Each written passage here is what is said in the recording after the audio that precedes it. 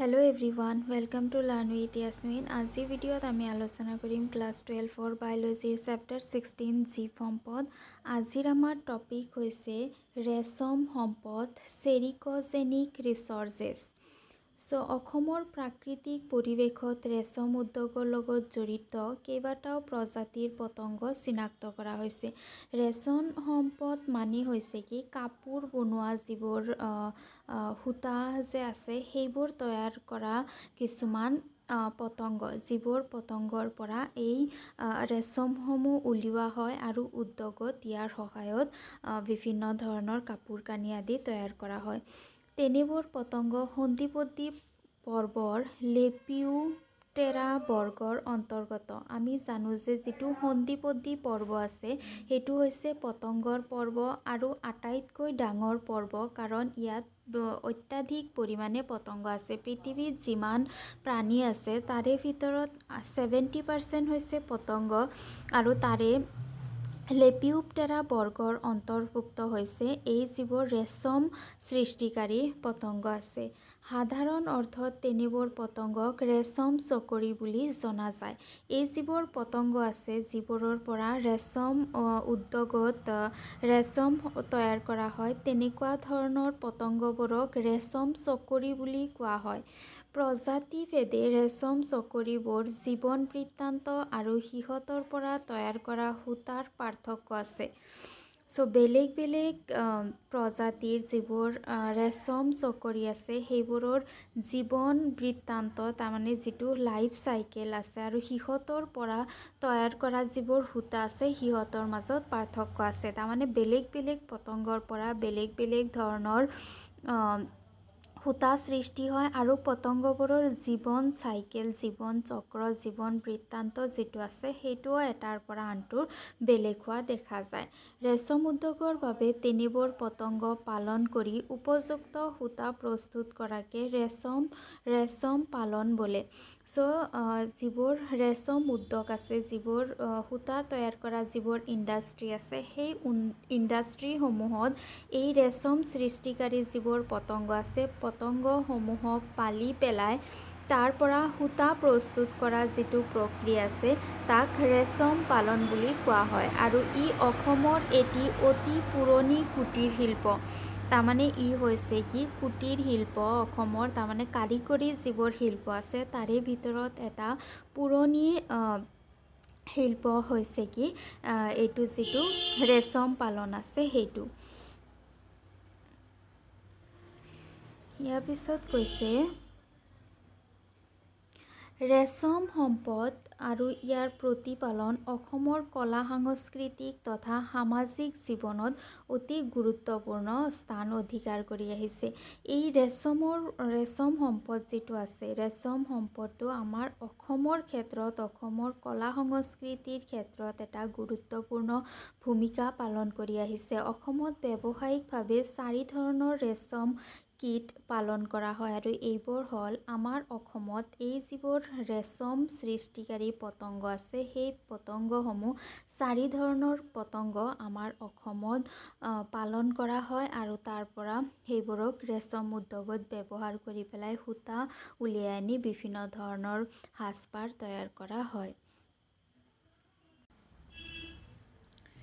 এই কীটসমূহ হৈছে নাম্বাৰ 1 পাট বা মালবেৰী ৰেচম কীট। ইয়াৰ বৈজ্ঞানিক নাম হৈছে বম্বিক্স মৰি আৰু ই বম্বিচিডি গোত্ৰৰ অন্তৰ্ভুক্ত আৰু ইয়াৰ পলুবোৰে নুনী গছৰ পাত খায় আৰু ইয়াক ঘৰৰ ভিতৰত লালন পালন কৰিব পাৰি। প্ৰথমটো যিটো ৰেচম কীট আছে তাৰ নাম হৈছে পাট কীট বা মালবেৰী কীট, যাৰ সূতাৰ পৰা পাটৰ যিবোৰ সাজপাৰ আছে সেইবোৰ তৈয়াৰ কৰা হয় আৰু এইটো যিটো পতংগ আছে তাৰ বৈজ্ঞানিক নাম হৈছে বম্বিক্স মৰি আৰু ইয়াৰ গোত্ৰ হৈছে বম্বিচিডি। আৰু এই যিবোৰ কীট পতংগ আছে কীট পতংগসমূহে যিবোৰ মালবেৰী গছৰ পাত আছে, নুনী গছৰ পাত আছে, সেই গছৰ পাত খায় আৰু ইয়াক ঘৰতে লালন পালন কৰা হয়। যিবোৰ গাঁৱৰ মানুহ থাকে সেই মানুহবোৰে এই যিবোৰ কীট আছে কীটসমূহক ঘৰতে লালন পালন কৰে, ঘৰতে ইয়াক মালবেৰী গছৰ পাত খুৱায় আৰু তাৰপিছত ইহঁতক ইণ্ডাষ্ট্ৰীৰ ফালে দি দিয়ে বা তাৰ পৰা যিবোৰ সূতা ওলায় সূতাসমূহ ৰেচম যিবোৰ ইণ্ডাষ্ট্ৰী আছে উদ্যোগ আছে সেইসমূহলৈ পঠিয়াই দিয়ে। তাৰপিছত নাম্বাৰ 2 হৈছে মুগা ৰেচম কীট। ই চেটাৰনিডি গোত্ৰৰ অন্তৰ্ভুক্ত আৰু ইয়াৰ বৈজ্ঞানিক নাম হৈছে এন্থেৰিয়া আছমা। মুগা ৰেচম কীটটো চেটাৰনিডি গোত্ৰৰ অন্তৰ্ভুক্ত, বৈজ্ঞানিক নাম এন্থেৰিয়া আছমা, আৰু এইটো কীটৰ পৰা যিবোৰ সূতা ওলায় সেই সূতাবোৰৰ পৰা মুগাৰ কাপোৰ তৈয়াৰ কৰা হয়।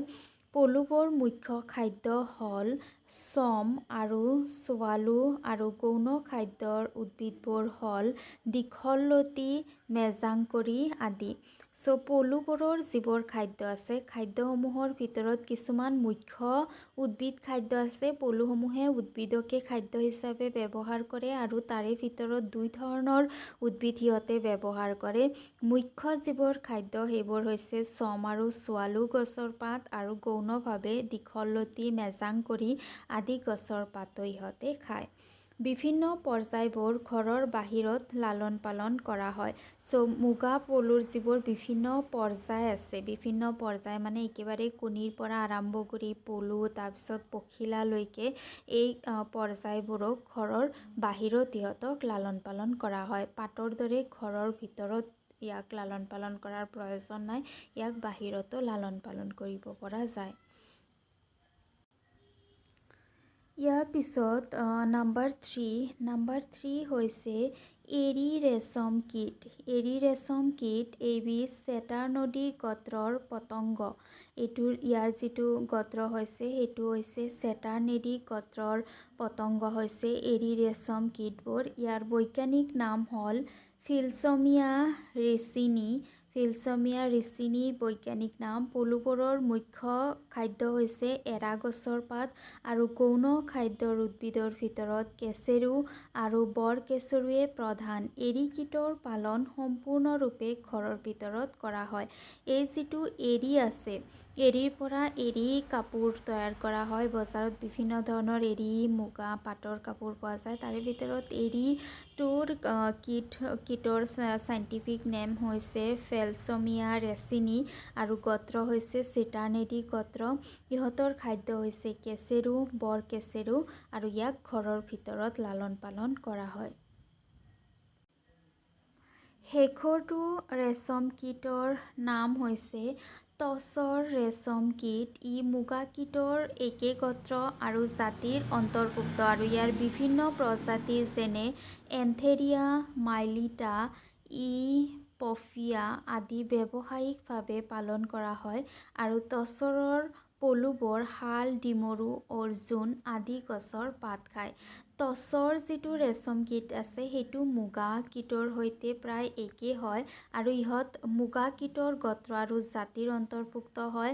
ইয়াত বিভিন্ন ধৰণৰ টচৰ কীট আছে, তাৰে ভিতৰত এন্থেৰিয়া, মাইলিটা, এন্থেৰিয়া, পাফিয়া, আৰু ইহঁতৰ খাদ্য হৈছে শাল, ডিমৰু, অৰ্জুন। এই গছৰ পাতসমূহ খাই টচৰ ৰেচম কীট জীয়াই থাকে।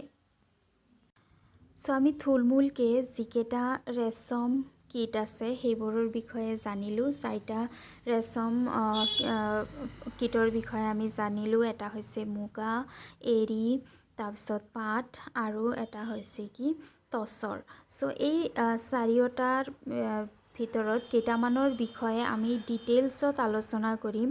সিহঁতৰ বৰ্গীকৰণ কেনেকৈ কৰা হয়, সিহঁতৰ জীৱন বৃত্তান্ত কেনেকৈ হয়, কেনেকুৱা ধৰণৰ খাদ্য খায়, ইয়াৰ বিষয়ে আমি ডিটেইলছত পঢ়িম। ইয়াৰ লগতে ইহঁতৰ সূতা উৎপাদনৰ বিষয়ে আৰু ইহঁতক পুহিবলৈ কেনেকুৱা ধৰণৰ সাৱধানতা অৱলম্বন কৰিব লাগে সেই বিষয়ে আমি ডিটেইলছত পঢ়িম। প্ৰথমটো আছে আমাৰ মুগা ৰেচম পালন, মুগা কালচাৰ।